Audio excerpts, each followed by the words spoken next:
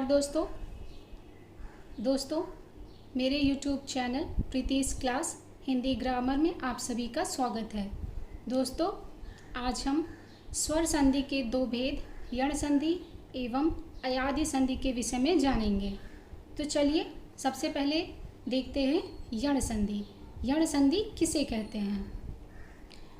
जब प्रथम शब्द के अंत में, दोस्तों जैसा कि आप सब लोग जानते भी होंगे कि संधि दो शब्दों के बीच में होती है, उसमें भी प्रथम शब्द के अंतिम अक्षर और द्वितीय शब्द के प्रथम अक्षर के बीच में संधि होती है।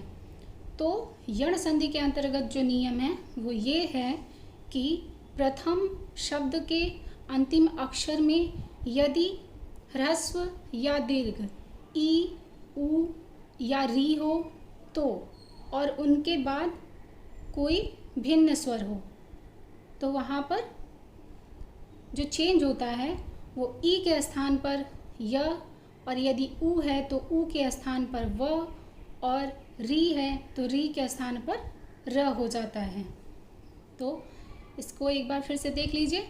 जब प्रथम शब्द के अंतिम अक्षर में ह्रस्व या दीर्घ ई, उ और री के बाद द्वितीय शब्द के प्रथम अक्षर में कोई भिन्न स्वर आए तो ई के स्थान पर य, उ के स्थान पर व और री के स्थान पर र हो जाता है। नियम देख लीजिए।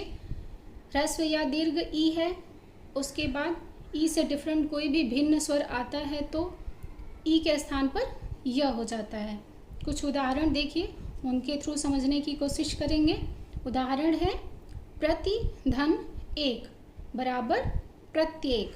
प्रति त में ह्रस्व ई है और उधर एक में ए है। दूसरे शब्द का प्रथम अक्षर ए है जो ई से भिन्न है, मतलब ई को छोड़कर अन्य कोई भी स्वर हो तो ई के स्थान पर य हो जाएगा। तो जो ई है ई के स्थान पर य हो जाने के कारण प्रति धन एक बराबर प्रत्येक। दूसरा उदाहरण देखिए, यदि धन अपि बराबर यद्यपि। यहाँ भी ह्रस्व ई है, द में ह्रस्व ई प्लस उधर दूसरा शब्द है अपि, अपि में अ है तो ई के स्थान पर य हो जाने से यदि धन अपि बराबर यद्यपि। दूसरा उदाहरण देखिए। दूसरा नियम जो है वो है कि यदि प्रथम शब्द के अंत में दीर्घ या ह्रस्व उ हो और दूसरे शब्द के प्रथम अक्षर में उ से अन्य कोई भिन्न स्वर हो, उ को छोड़ करके अन्य कोई भी स्वर हो तो उ के स्थान पर व हो जाता है। आइए इसे कुछ उदाहरण के थ्रू समझने की कोशिश करते हैं। इसका उदाहरण है मनु धन अंतर बराबर मनवंतर।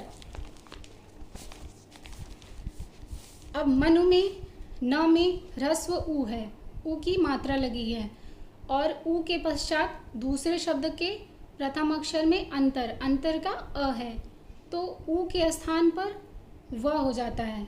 तो मनु धन अंतर बराबर मनवंतर।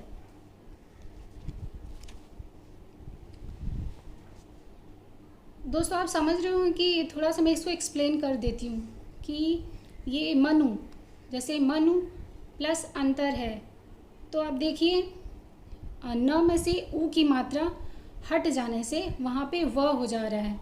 मनवंतर किस तरह से बन रहा है आप इसको एक बार समझेंगे तो सारे एग्जाम्पल में इसी के जैसा होता है कि इसको तोड़ना पड़ता है। मनु, दोस्तों जैसा कि आप जानते हैं कि व्यंजनों का उच्चारण स्वरों की सहायता के बिना नहीं हो पाता। प्रत्येक व्यंजन किसी न किसी स्वर की सहायता से ही उच्चरित होता है। तो मनु में न में उ स्वर है तो उ निकल जाने से जब व्यंजनों में से स्वर निकाल दिया जाता है तो व्यंजनों का रूप हलंत हो जाता है। हलंत मतलब फिर वह व्यंजन आधा हो जाता है। तो मनवंतर में देखिए मनुधन अंतर बराबर मनवंतर कैसे बन रहा है। न में से उ की मात्रा निकल गई तो वो न आधा हो गया, हलंत हो गया। तो म फिर आधा न, उ के जगह पर व, और व में हलंत है फिर अंतर का अ उसमें जुड़ करके व बनता है, पूर्ण व, फिर न त र। तो इस प्रकार होता है मनु धन अंतर बराबर मनवंतर। दूसरा एग्जाम्पल हमारा देखिए, दूसरा उदाहरण है सुधन आगत बराबर स्वागत। नियम वही है कि स में उ है और उसके बाद दूसरे शब्द का प्रथम अक्षर में आगत है आ, तो उ के स्थान पर व हो जा रहा है।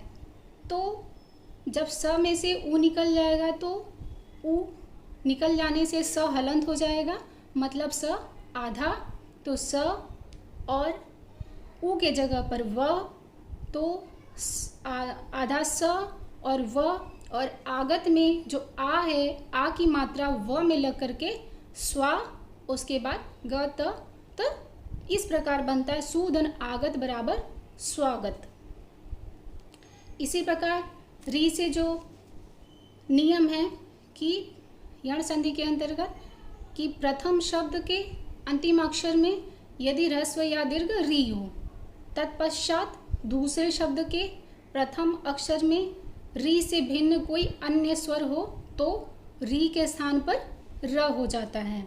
कुछ उदाहरण है देखिए, मातृ धन आनंद बराबर मात्रानंद।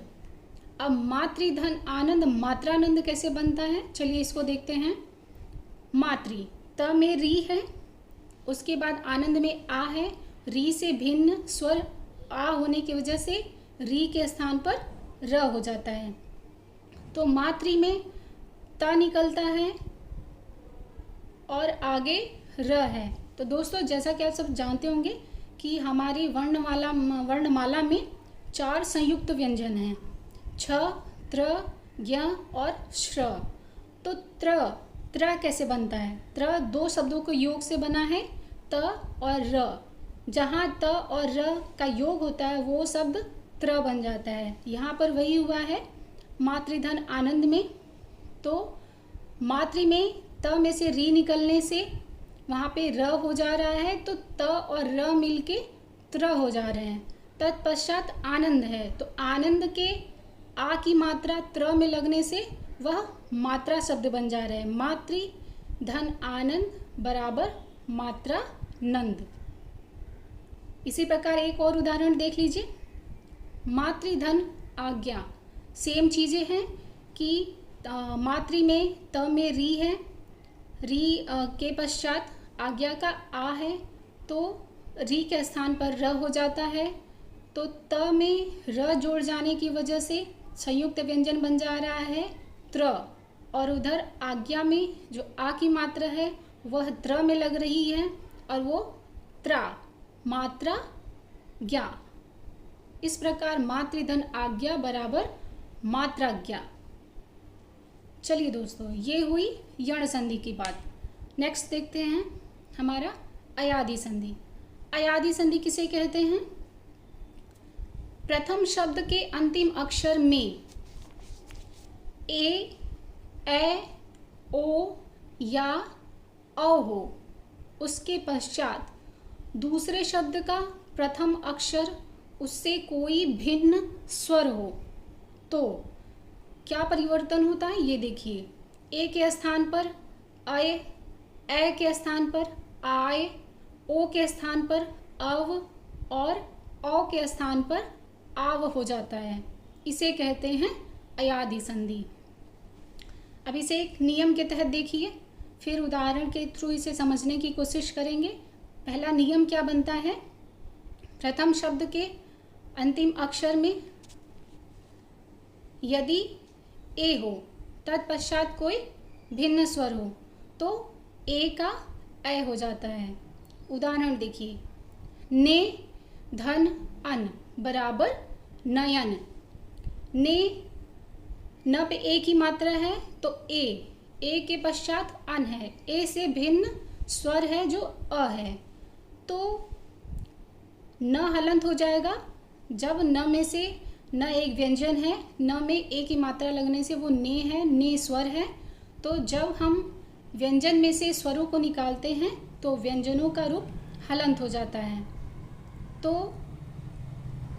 ने में जो ए है प्लस अन का अ बराबर अ, तो ए के स्थान पर अ होने से ने धन अन बराबर नयन होता है। इसको विच्छेद करके टोटल विच्छेद कैसे करेंगे, फिर उसके बाद कैसे जुड़ता है इसको आप देखिए। न हलंत हो जाएगा, फिर ए की जगह पे ए हो जा रहा है, तो न प्लस ए प्लस अन।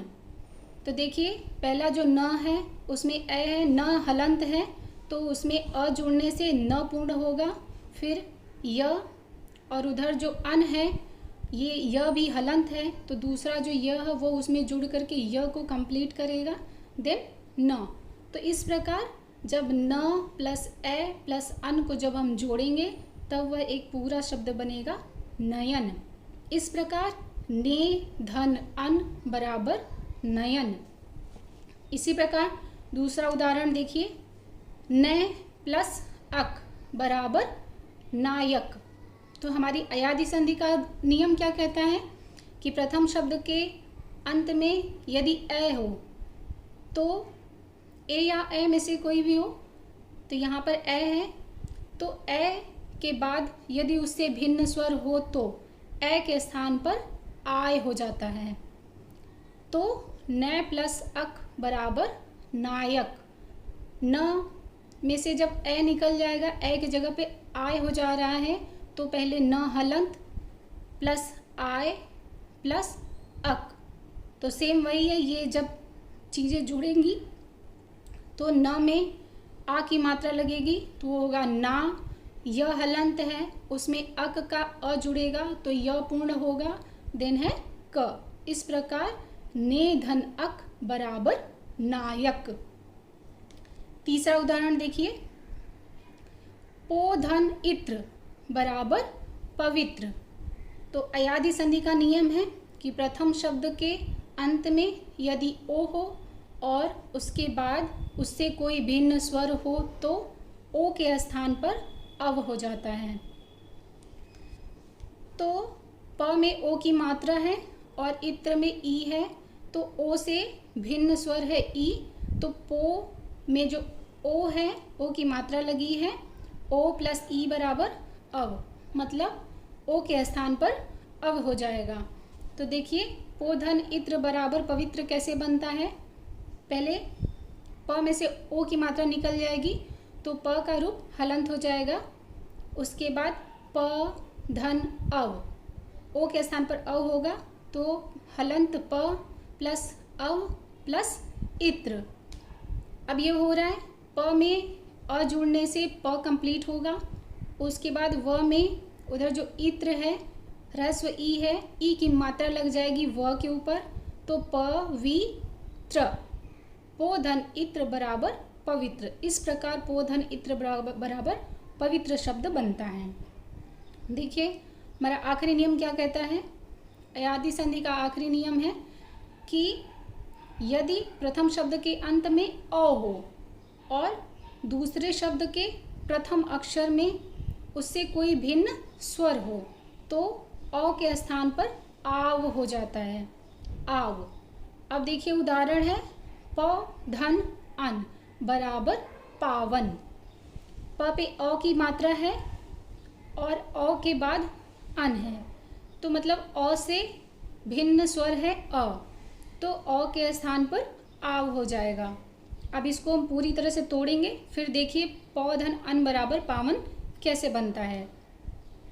प में से अ की मात्रा निकल जाने से प का रूप हलंत हो जाएगा, तो हलंत प प्लस अ के स्थान पर आव हो रहा है, तो प प्लस आव प्लस अन।